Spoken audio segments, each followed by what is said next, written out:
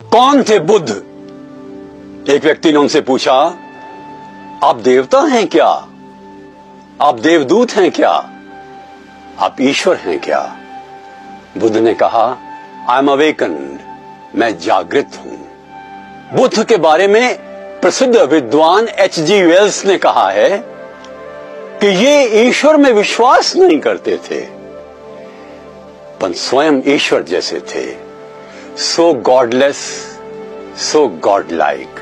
अजात शत्रु जब मिलने के लिए उनके पास गया तो उसे अपने मंत्री से कहा, क्या है उसके पास? मंत्री ने कहा, उनके पास कोई भौतिक चीज नहीं है, पर सब कुछ है। He has everything। 10,000 सन्यासी बैठे हुए हैं, अजात शत्रु को बताया गया। वो जंगल में गया, देखा कोई आवाज नहीं है, कोई षड्यंत्र तो नहीं है कहीं। उसे नंगी तलवार हाथ में ले ली, पर जाकर देखा कि 10,000 बौद्ध भिक्षु शांति से बैठे हुए हैं और बुद्ध भी। चमत्कृत हो गया। बुद्ध आंतरिक शांति और बाह्य शांति दोनों पर बल देते थे। अपने आप से प्रेम करने की बात वो कहते थे, हर एक से प्रेम करने की बात कहते थे। एक बार प्रसन्न जी राजा ने देखा कि उनके संग में एक दलित आ गया है। उनको किसी ने बताया। प्रसन्न जी ने बुद्ध को कहा, भगवान, या तो आप उसको संग से निकाल दीजिए, या हम अपने आप को आपके संग से बाहर कर लेते हैं। प्रसन्न जी ने देखा कि आश्रम के ठीक बाहर एक दैदीप्यमान व्यक्तित्व का स्वामी युवा बहुत सुंदर भाषण दे रहा है जीवन के धर्म पर। उन्होंने पूछा गौतम बुद्ध से, ये कौन है? बुद्ध ने कहा, ये वही दलित है जिसके बारे में आप बात कर रहे हैं। प्रसन्न जी ने क्षमा मांगी और उससे भी मांगी, बुद्ध से भी मांगी। ये समता ही हमारा एक धर्म होना चाहिए। गौतम हर समय पर इस बात का ध्यान रखते थे कि सत्य को इस प्रकार से कहा जाए जो मानव के हृदय तक पहुंच सके। उनका धर्म मानव केंद्रित था, महावीर जी का मोक्ष केंद्रित था, ईसा का ईश्वर केंद्रित था। परंतु सभी धर्मों का सार तो यही है कि अपने जीवन को हम उच्च बनाएं, श्रेष्ठ बनाएं, उत्कृष्ट बनाएं, दैदीप्यमान बनाएं। We should make our life sublime, and excellence should be in every nerve of ours, in our talks, in our behavior, in our thoughts। Gautam Buddha ने जीवन की संपूर्णता पर बल दिया।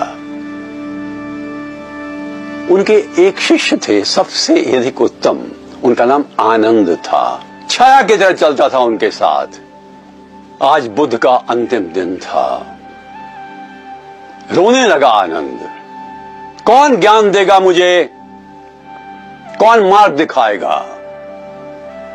कौन कहेगा अनुचित क्या है और उचित क्या है?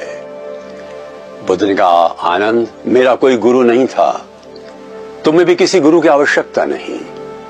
आप दीपो भाव, अपने दीपक स्वयं बनो। Be your own light, your mentor, your teacher, your father, your guide.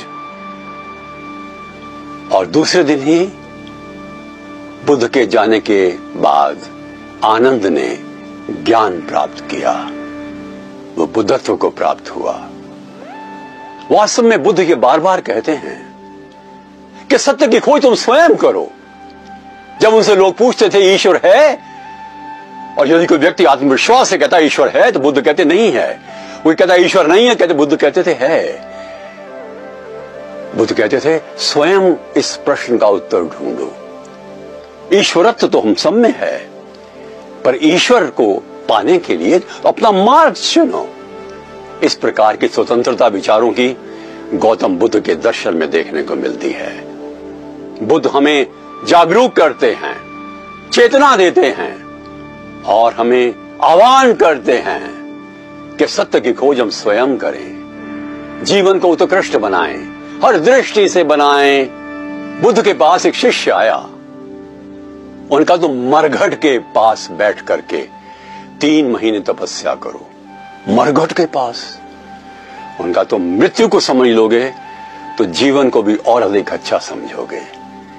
मृत्यु से भयभीत नहीं होना जीवन का अंग है। एक बार एक गांव में बुद्ध गए, बहुत से लोगों उनको गाली दी। बुद्ध ने कहा आपने दे ली, अब मुझे और जगह जाना है। अरे आपको पर गालियों का असर ही नहीं हुआ? बुद्ध ने कहा यदि 15 वर्ष पूर्व आप मुझे गालियां देते तो मुझ पर असर होता, अब मुझ पर कोई असर नहीं होता। अच्छा एक बात बताइए, यदि आपने मुझे कोई चीज दी और मैंने स्वीकार नहीं की तो किसकी हो जाएगी? आपकी हो जाएगी ना। मैंने कोई गालियां स्वीकार नहीं की। शांत हो गए वो लोग। बुद्ध की महानता थी। भूटान के एक नगर पारो की बात है, मैं एक बहुत बड़े बौद्ध मठ में गया। अलौकिक आध्यात्म का प्रतीक था वो मठ। मैंने उनके प्रमुख से एक सवाल किया, क्यों नहीं गौतम बुद्ध जैसा और कोई व्यक्ति पिछले 2500 साल में बना? उन्होंने कहा क्योंकि किसी ने प्रयत्न ही नहीं किया। Nobody tried। आइए हम छोटा बुद्ध होने का प्रयत्न करें। नमस्कार।